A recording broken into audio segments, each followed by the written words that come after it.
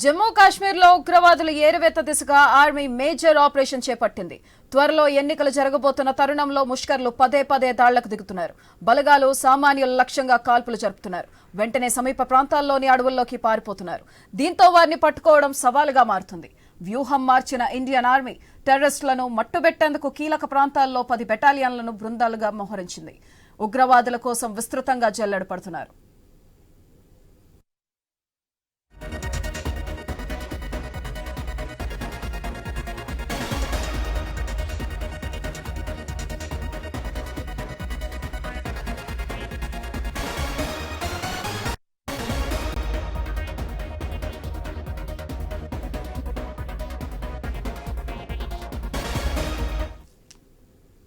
జమ్మూ కాశ్మీర్లో ఉగ్రవాదుల ఏరువేత దిశగా ఆర్మీ మేజర్ ఆపరేషన్ చేపట్టింది.